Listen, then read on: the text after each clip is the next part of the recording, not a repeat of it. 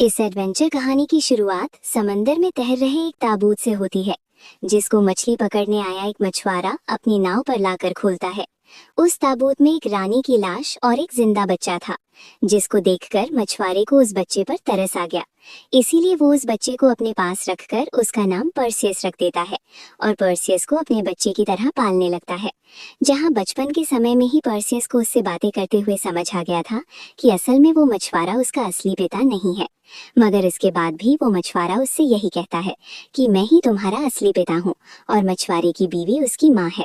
तो अब यहाँ से कहानी सीधा 11 साल आगे बढ़ जाती है, जहाँ अब तक पर्सियस भी बड़ा हो चुका था और अब वो अपने माँ बाप यानी उस मछुआरे और मछुआनी के साथ मछलियाँ पकड़ने के लिए आर्गोस नाम के राज्य के पास आया हुआ था, क्योंकि काफी समय से उन्हें समंदर में कोई भी मछली नहीं मिल रही थी और इस सब का जिम्मेदार मछुआरा देवताओं को ही मान रहा था, जिसके कारण वो थोड़ा सा दुखी भी होता है। पर पर्सियस और उसकी माँ जैसे तैसे करके उसको संभालते हैं, जिसके बाद आगे जाते हुए उसकी नजर आर्गोस राज्य में चेस की एक बहुत बड़ी मूर्ति पर पड़ती है, जिसको आर्गोस राज्य के सिपाही अपने राजा के आदेश पर समंदर में गिरा देते हैं।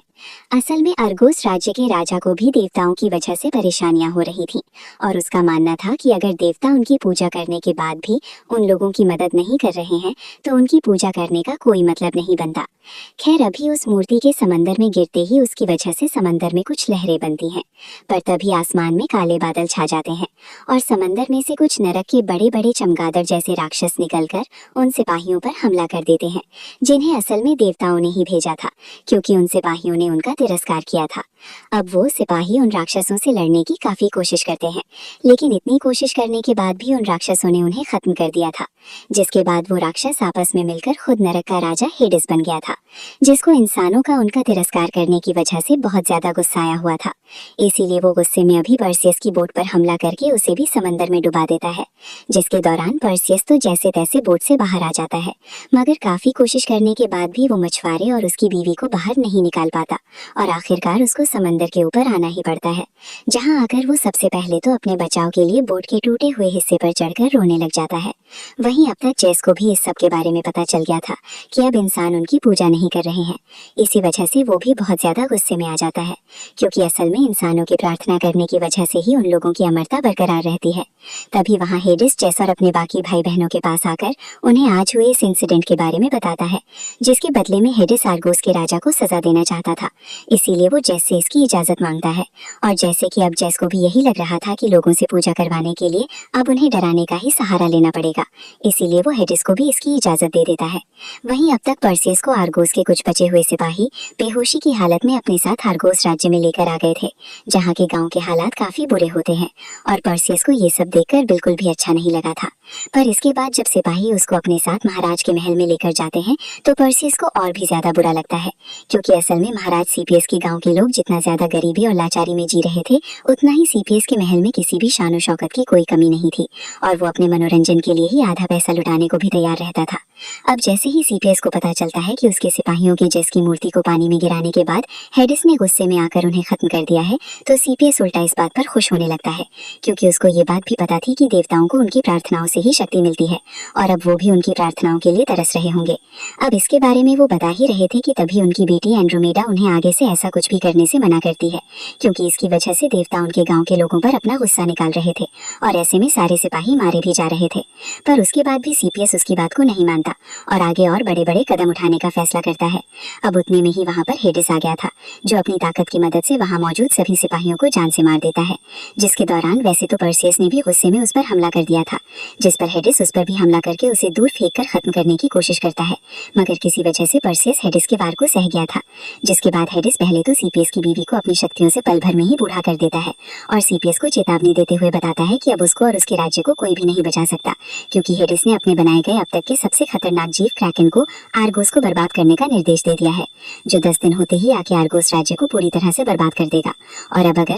सीपीएस को अपने राजपाट को बचाना है तो उसे एंड्रोमेडा को क्रैकन के सामने कैदी की तरह लटकाकर देवता से माफी मांगनी पड़ेगी, जिससे क्रैकन बस उसकी बेटी को लेकर वहां से चला जाएगा और सीपीएस का राजपाट बचा रहेगा। अब वैसे परसियस वापस से हेडिस पर हमला करने वाला था, मगर तभी एक औरत बीच में आके उसे रोकते हुए सही समय का इंतजार करने को कहती है, और तभी हेडिस परसियस को ये बताकर वहां से चला जाता है कि असल में वो जेस का बेटा है और एक आधा देवता है, जिसके बारे में जानकर परसियस और वहां मौजूद सारे लोग भी एकदम हैरान रह गए थे। वहीं अब तक जेस को भी इस बारे में पता चल गया होता है कि उसका बेटा परसियस अभी आर्गोस राज्य में है, मगर जैसे कि कहीं ना कहीं वो जानता था कि परसियस में भगवती खून है, इसीलिए वो थोड़ा सा सोचने लगता है कि उसे सच में परसियस की मदद करनी चाहिए या नहीं। वहीं अब तक सीपीएस के सेनाधिकारी ड्रेको ने खुद भी परसियस से पूछताछ करना शुरू कर दिया था, क्योंकि उसे लग रहा था कि शायद देवताओं ने ही परसियस को उनके राज्य में और तबाही मचाने के लिए भेजा होगा, जिस पर परसियस उसे मना करने लगता है। उतने में ही वहाँ सीपीएस खुद भी आ गया था, जिसके हिसाब से अगर सच में परसियस आधा देवता था तो वो शायद उन लोगों को बचा सकता था। तब परसियस इसके लिए भी मना कर देता है, और तब एंड्रोमेडा उसे इतना ज्यादा परेशान देखकर समझ जाती है कि पक्का परसियस के मन के अंदर कोई खतरनाक जंग चल रही है, इसलिए वो खुद की बलि देने के लिए तैयार हो गई थी, जिसके बदले में वो परसियस को छोड़ने के लिए कहती है। मगर सीपीएस परसियस के मना करने की वजह से गुस्से में उसे कालकोठरी में डाल देता है, जहाँ परसियस खुद भी बहुत ज्यादा गुस्से में था, क्योंकि वो अपने मछुआरे पिता की मौत का बदला हेडी से लेना चाहता था। उतने में ही वहाँ वो औरत आयो आ जाती है, जिसने परसियस को हेडिस के ऊपर हमला करने से रोका था, और उसके हिसाब से परसियस सच में जियस का ही बेटा था। असल में वो खुद भी देवताओं की ही एक सिपाही थी, जो देवताओं की तरह ही अमर होते हैं, और उसने बचपन से ही परसियस पर नजर रखी थी, जिसका मतलब था कि बचपन में उसने ही परसियस को मछुआरे के पास उसकी जान बचाने के लिए पहुंचाया था, और आज समंदर के पास भी आर्गोस राज्य के सिपाहियों को उसने ही भेजा था ताकि परसियस की जान बच सके, क्योंकि उसके हिसाब से परसियस क्रैकन को मारने के लिए ही पैदा हुआ था, और भविष्यवाणी के मुताबिक उसकी किस्मत खुद उसे वहाँ तक लेकर आई थी। तब वो बताना चालू करती है कि असल में जब ओलंपियस के सारे देवी देवता इंसानों पर ध्यान न देकर अपनी मौज मस्ती में व्यस्त हो गए थे, तो गुस्से में आकर एक राजा ने देवताओं के राज को खत्म करने की ठान ली थी, जिसके बाद उसने अपने सिपाहियों के साथ ओलंपस पर्वत पर ही कब्जा कर लिया था, जिससे यूनानी देवता जियस को बहुत ज्यादा गुस्सा आता है। इसलिए वो राजा को नीचा दिखाने के लिए रात में उसके घर में उसका रूप लेकर चला जाता है, जहाँ रात के अंधेरे में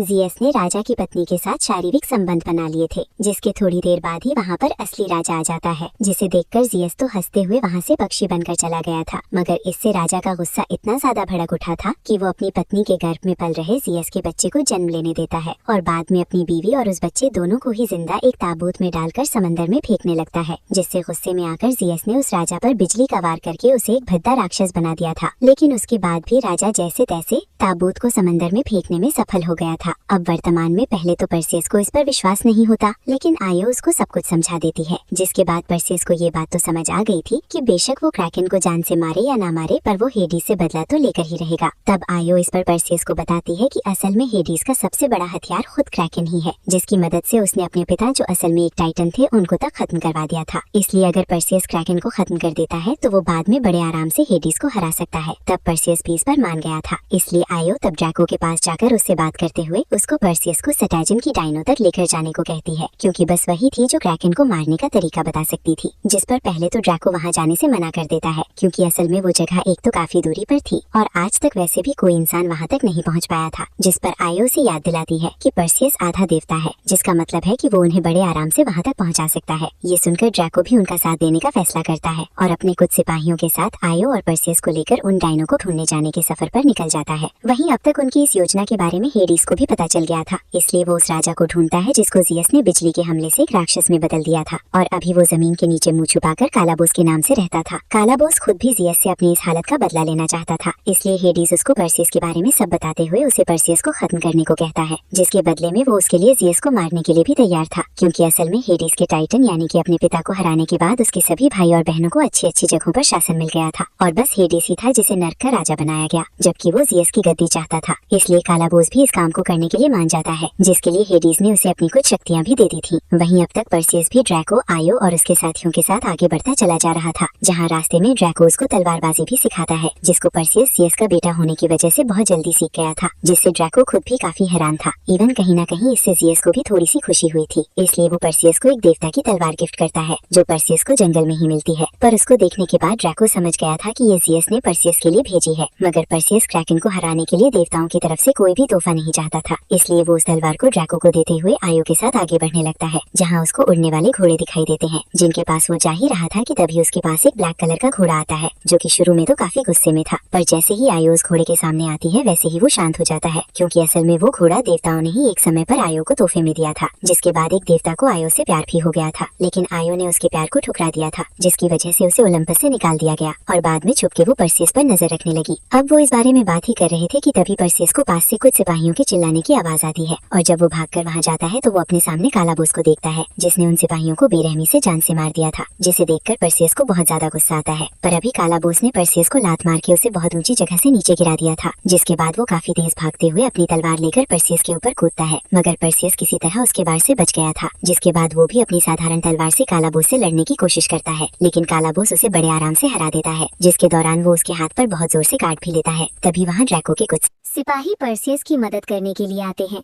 लेकिन काला बॉस उनको भी बुरी तरह से हरा देता है। जिसके बाद उसने परसेस के सर को पकड़ लिया था, ताकि वो उसके सर को हाथों से ही कुचल के उसकी जान ले सके, और परसेस भी काफी कोशिश करने के बावजूद उससे छूट नहीं पा रहा था।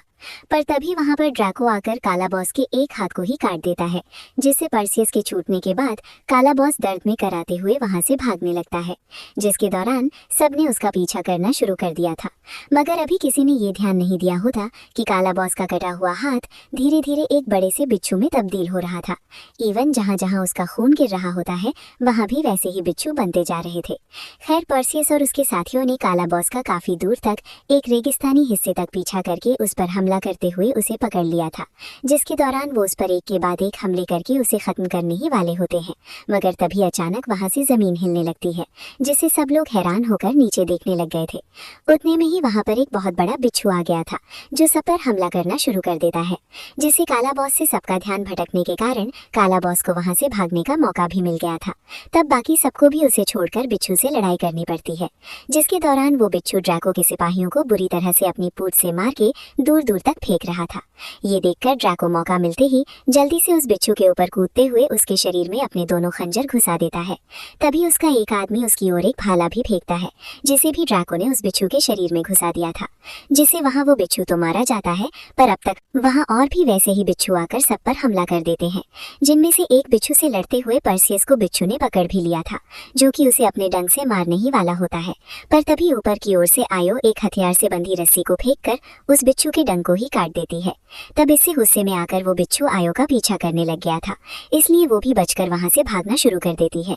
उस जगह पे काफी सारी टूटी फूटी दीवारें भी बनी हुई थी, जिनके बीच से ही होते हुए आयो भाग रही होती है, पर वो बिच्छू गुस्से में सभी दीवारों को तोड़ते हुए आगे बढ़ता जा रहा था। ये देखकर परसेस आयो की मदद करने के लिए उसके पास आ जाता है, जिसके बाद वो दोनों ही भागते हुए और आगे तक आ गए थे। पर उसके बाद भी बिच्छू ने उनका पीछा करना नहीं छोड़ा होता, जो देखकर परसेस कुछ सोचते हुए आयो को थोड़ा सा धक्का देता है और अकेले ही बिच्छू से लड़ाई करना शुरू कर देता है। उस समय बिच्छू ने दीवार तोड़ते हुए लंबी छलांग लगाकर परसेस पर हमला किया था, जिससे सब लोग डर जाते हैं, क्योंकि उन्हें लग रहा था कि शायद परसेस मर गया होगा। मगर तभी परसेस उस बिच्छू का पेट फाड़कर बाहर आता है, जिससे सब लोग बहुत ज्यादा खुश होते हैं। लेकिन तभी वहाँ जैको के बचे हुए सिपाही भागते हुए आते हैं, क्योंकि उनके पीछे काफी सारे बड़े बड़े बिच्छू आ रहे थे, जो जल्दी ही परसेस और उसके सभी साथियों को घेर के उन पर हमला करने ही वाले थे कि तभी अचानक वो रुक जाते हैं और परसेस और उसके साथियों को पास से कुछ लोगों की चैंटिंग सुनाई देने लगती है। तब उनको देखकर ड्रैको बताता है कि वो लोग असल में जिन थे, जो वैसे तो इंसानों के दुश्मन हैं,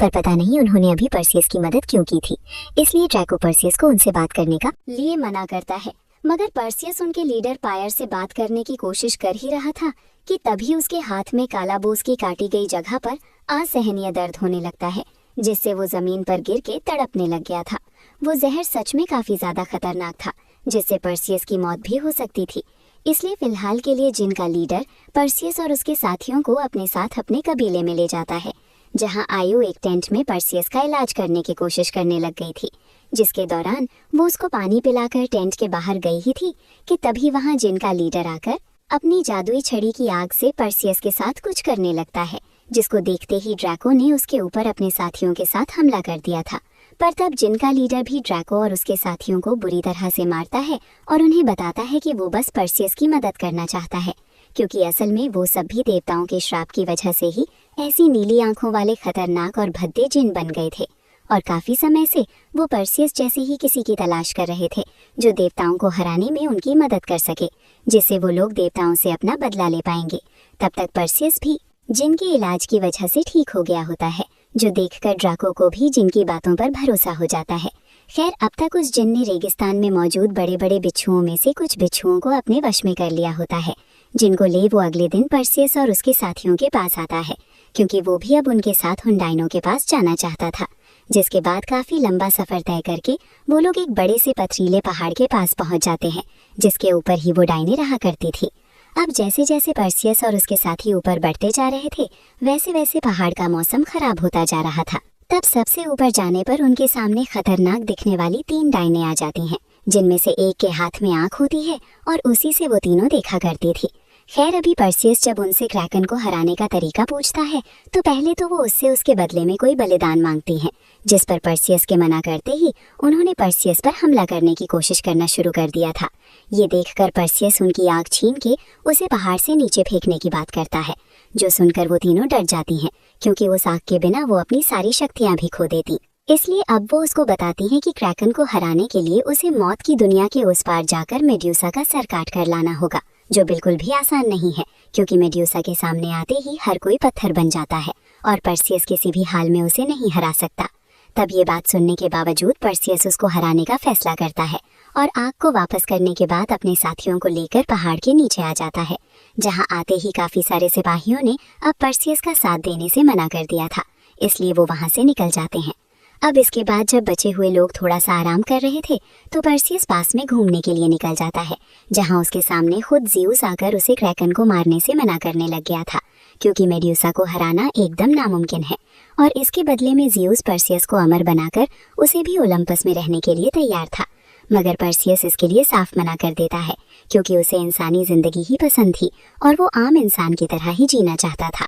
अब कहीं ना कहीं ज़्यूस को भी उसकी बातें काफी पसंद आती हैं, इसलिए वो उसकी तरफ एक सोने का सिक्का उछालते हुए वहां से चला जाता है, क्योंकि मौत की दुनिया में जिंदा शरीर लेकर जाने के लिए ऐसे सोने के सिक्के की जरूरत पड़ती थी। तब मौत की दुनिया के दरवाजे पर जाने के बाद परसियस वो सोने का सिक्का हवा में उछालता है, लेकिन जिन ने उसको पकड़कर पास के तालाब में डाल दिया था। जिसके बाद मौत खुद एक बड़ी सी नाव में उनको लेने के लिए आती है, जिसको उसके ही 2 राक्षस खींच रहे थे, और इसके बाद वो परसियस और उसके साथियों को तालाब के दूसरी ओर यानी कि अपनी दुनिया में छोड़ देती है। तब आयु की चिंता करते हुए परसियस ने उसे एक जगह उनका इंतजार करने को कहा और वो बाकी सबके साथ उस इमारत में चला गया था जहां मेड्यूसा रहा करती थी। अब आगे जब परसियस और उसके साथी उस इमारत के अंदर से होते हुए मेड्यूसा की गुफा के अंदर घुसते हैं, तो सब जगह अंधेरा, पत्थर बने हुए लोग और हवा में एक अजीब सा डर था, और वहां की जमीन जगह जगह से टूटी हुई थी, जिसमें से लावा की लाल रोशनी चमक रही थी।